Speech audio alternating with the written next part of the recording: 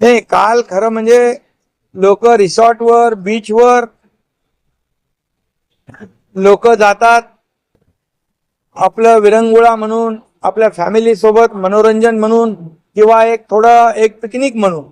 परंतु त्या ठिकाणी त्या रिसॉर्टच्या लोकांनी त्या जे लोक आहेत टुरिस्ट त्यांना मारहाण केली, त्याच्यामध्ये एकाचा मृत्यू झाला. तो आमच्या ठाण्यातला मिलिंद मोरे नावाचा इसम आहे. आणि अशा प्रकारचं कृत्य कुठे खपून घेतलं जाणार नाही. त्याला म्हणून त्यांच्यावर कारवाई करण्याच्या सूचना दिल्यात. मी रिसॉर्टवर देखील कारवाई करण्याच्या सूचना दिल्यात.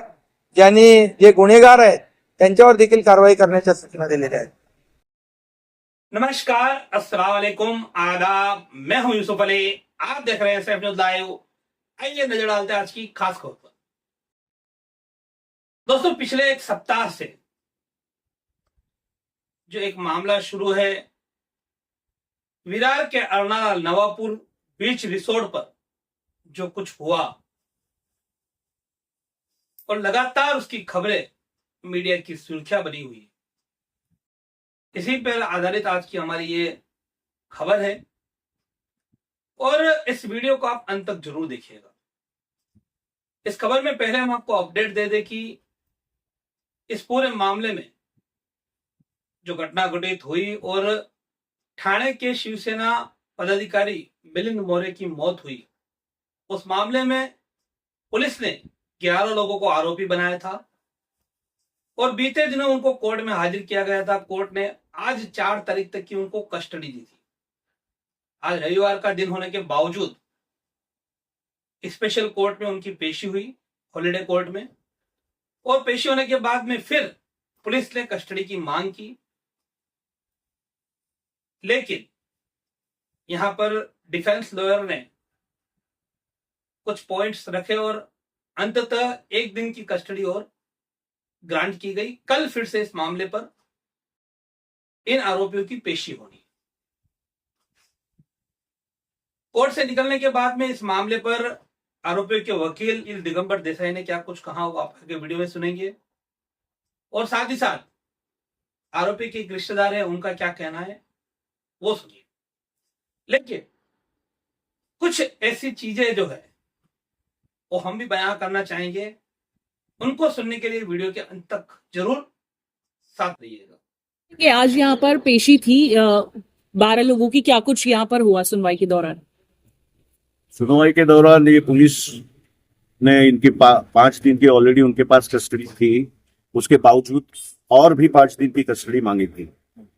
लेकिन यहाँ जो भी इस सिलसिले में जो भी वस्तुएं, जो रिक्शा थी या चेन से मारा था करके लिखा गया था, वो सारी रिकवरी हो गई है करके बताया गया था। तो एज सच हम लोगों का कहना ये था कि अभी और कस्टडी की कोई जरूरत है ही नहीं। लेकिन सरकार इन्वेस्टिगेटिंग ऑफिसर की तरफ से ये कहा गया कि अभी मेडिकल आरोपी लोग का और भी करने का बाकी है। तो हमने उसके ऊपर टिप्पणी की कि आरोपी तो तुम लोग के कस्टडी में जैसे अरेस्ट होता है तो ऑलरेडी उसकी मेडिकल चेकअप तो होते ही रहती है, तो ऐसा कुछ हंसने जैसा ही कारण था। और 5 दिन की कस्टडी तो दी नहीं गई, 1 दिन की पुलिस कस्टडी मिली है कल तक की। तो कल सर, वीडियो आपने देखा, वीडियो को देखने के बाद आपको क्या लग रहा है? जिस तरीके से चेन की रिकवरी की गई है, तो क्या सच में चेन से मारपीट की गई है या पूरा क्या कुछ? वीडियो जो भी हम लोग ने देखा है वो आप लोगों की बदौलत देखा है। आप लोगों ने चैनल पे चैनल वाले तो हर चीज को बहुत अच्छा दिखाते रहते हैं। तो वीडियो आप लोगों ने देखा, हमने भी देखा है, पूरी दुनिया ने देखा। तो वीडियो देखकर आपको क्या दिख रहा है? कोई चेन दिख रही है आपको? चेन से कोई मार रहा है? कौन मार खा रहा है? रिक्शा वाला मार खा रहा है। और अपने को ये दूसरे फुटेज ने आपने जो दिखाया उसमें ये दिख रहा है जो बेचारा जिसकी मौत हो गई है उसके लिए हमें अफसोस है। लेकिन वो बॉनेट पे गाड़ी के ऐसे ही खड़ा है, अचानक उसको चक्कर सी आ जाती है और वो वहां गिर जाता है। तो कोई भी वीडियो फुटेज या सीसीटीवी फुटेज अपने पास ऐसा नहीं है जिसमें उस पर किसी ने असॉल्ट किया है, आरोपी ने या और किसी ने भी। ऐसा कोई भी फुटेज हमारे देखने में नहीं आया जो आप लोगों ने दिखाया है चैनल्स पे। वो तो उसे ये तो बिल्कुल साफ है कि ये सीधा साधा सा ऑफेंस है। अगर कोई घटना हुई है, एक्सीडेंटल डैश हुई थी, उसको बड़ा चढ़ा के उसको बड़ा इशू बनाया गया है। और पुलिस ने तो अचरज की बात यह है, आश्चर्य की बात यह है, 103 और 105 जो मर्डर और सदोष मनुष्यवध ये जो कलम लगाए हैं और कौन से आधार पे यहाँ लगाए गए ये तो बड़ा एक बहुत बड़ा सवाल है। ज्या पद्धतीने सगळ्यात सर्वश्रुत आहे की विरार पश्चिम नवापूर येथे 7 सीट रिसॉर्ट ची पर्यटक आले होते आणि त्या पर्यटकांच्या एका मुलाला रिक्षावाल्याचा धक्का लागल्यामुळे त्यांचा त्याच्यात राग त्यांना निर्माण झाला व त्या रागामुळे त्यांनी त्या रिक्षावाल्याला मारहाण केली व त्या मारहाणीनंतर त्या बाचाबाचीमध्ये त्यांच्यातल्याच एका व्यक्तीला हार्ट अटॅक आला आणि त्या हार्ट अटॅकमुळे त्याचा मृत्यू झाला आणि त्या मृत्यूचा संपूर्णपणे खापर त्या रिसॉर्टवाल्यांवर त्यांनी फोडलेला आहे हे आपल्या सगळ्यांनाच माहिती आहे. तर आज काय कोर्टाने सांगितलंय? मेहरबान कोर्टाने आज संपूर्ण जी गोष्ट आहे ती व्यवस्थित ऐकून घेतलेली आहे. आमचे जे वकील होते दिगंबर देसाई व फरगोस त्यांनी व्यवस्थित बाजू मांडून घेतलेली आहे. पण तरी सुद्धा कोर्टाने पोलिसांना एक आणखी थोडंसं इन्व्हेस्टिगेशनसाठी म्हणून 1 दिवसाची त्यांना मुदत दिलेली आहे. त्याप्रमाणे उद्या पुन्हा कोर्टात MCR साठी हे प्रकरण चालणार आहे. गावामध्ये आता माहोल काय माहोल गावामध्ये लोकांचा एवढा रोष आहे याबद्दल की ज्या पद्धतीने मुख्यमंत्र्यांनी तातडीने या सगळ्या प्रकरणात जी फक्त एक ऍक्सिडेंटल केस होती व ज्या व्यक्तीला हार्ट अटॅक येऊन मृत्यू झालेला आहे अशा व्यक्तीला जो ठाण्याचा असल्या कारणाने त्यांच्या मतदारसंघातला असल्या कारणाने त्यांनी जी तातडीने कारवाई केलेली आहे त्याबद्दल लोकांचा एवढा रोष आहे की मुख्यमंत्री हा सर्वसामान्य जनतेचा असताना पूर्ण महाराष्ट्राचा असताना त्यांनी असा आतताईपणा चोरून कशा पद्धतीने मच्छीमारांना त्रास देण्यासाठी व त्यांच्यावर अन्याय अत्याचार करण्यासाठी ही ऑर्डर देऊन त्यांनी ज्या पद्धतीने सामान्य जो गुन्हा जो 323 324 या प्रकरणाचा होऊ शकतो त्याच्यावर त्यांनी 302 सारखा मोठा कलम लावून व रातोरात म्युन्सिपाल्टीला आदेश देऊन त्यांनी रात्रीच्या पोटात त्यांनी संपूर्ण डिमॉलिश होत्याचा नव्हतं टाकून जमीनदस्तो करून टाकलेला आहे. ह्याच्याबद्दल लोकांचा खूप उद्रेक आहे, राग आहे, मनस्ताप आहे, चीड आहे. तो आपने सुना किस तरह से एडवोकेट ने और रिश्तेदार ने क्या कुछ कहा. अब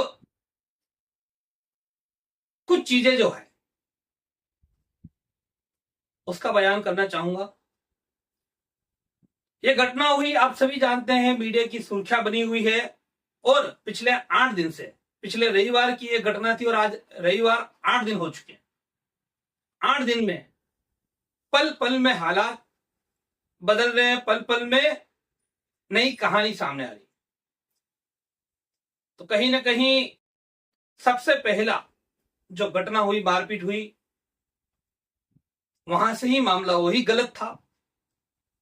क्योंकि एक छोटे ऐसे मामलों में इंसान को संयम रखना चाहिए.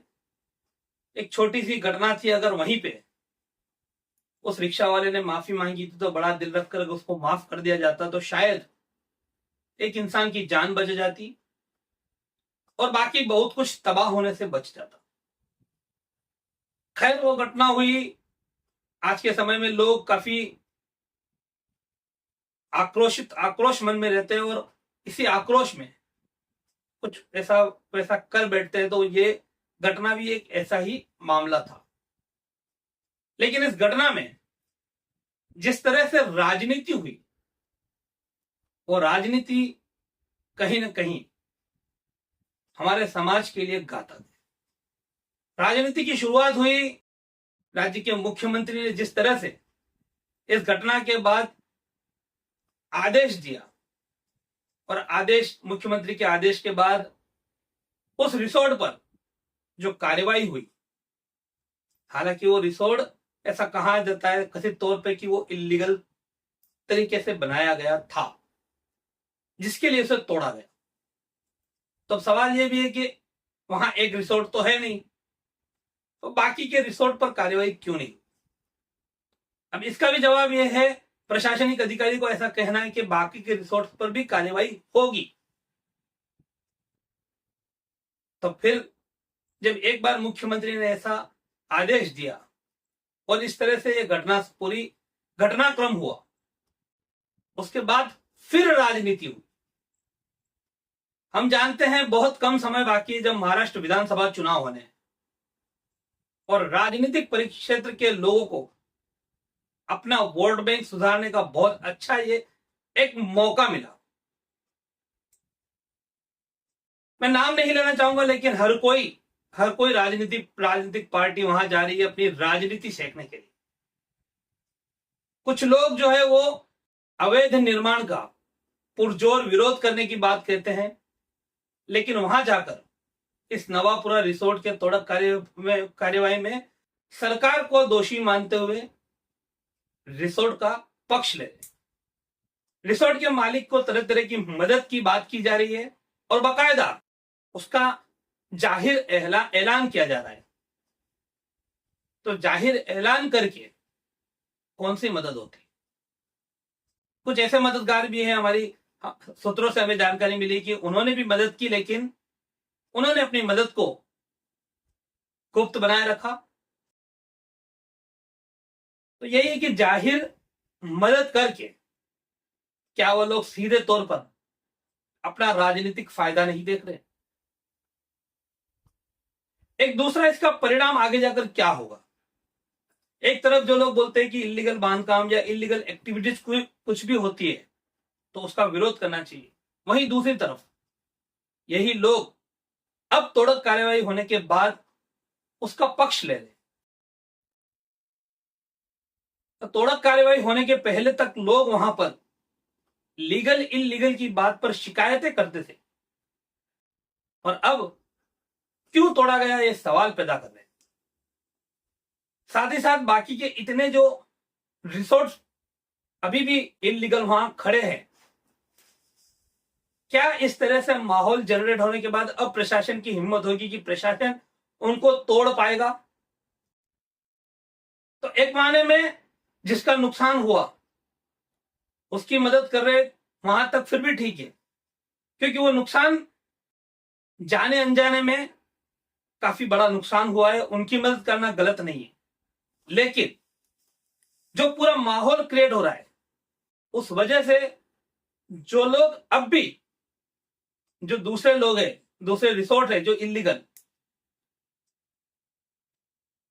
उन पर कार्यवाही को लेकर अब प्रशासन फिर दबाव में है कि कार्यवाही करे या ना करे। तो ऐसे में क्या उनके इलीगल रिसोर्ट को संरक्षण नहीं दिया जा रहा है? और एक सबसे अहम बात यह है कि आज इस तरह की यह घटना हुई जहां एक छोटी सी घटना ने इतना बड़ा रूप ले लिया और एक इंसान की जान गई। उसके बावजूद इस घटना में को कानूनी रूप से न चलाकर पॉलिटिकल रूप से इसको संरक्षण दिया जाना, क्या भविष्य में इस तरह की और घटनाओं को शहर नहीं है? क्या इसके बाद लोगों की ओर हिम्मत नहीं बढ़ जाएगी? तो ये चंद सवाल है, इन सवालों के जवाब मिलने चाहिए। ऐसे मामलों में राजनीति नहीं होनी चाहिए और ये जो सब हो रहा है वो राजनीति की बदौलत ही हो रहा है। विधानसभा चुनाव आने वाले हैं और यहां राजनीतिक पार्टियां अपने अपने वोट बैंक बचाने या वोट बैंक बढ़ाने के लिए ये सब करने पर उतारू है, लेकिन इसके दीर्घकामी परिणाम शायद बहुत भयंकर भी हो सकते हैं। तो आज के लिए यहीं पे रुकते हैं। हमारे वीडियो से आप सहमत हो तो कमेंट कीजिए, अपनी राय दीजिए।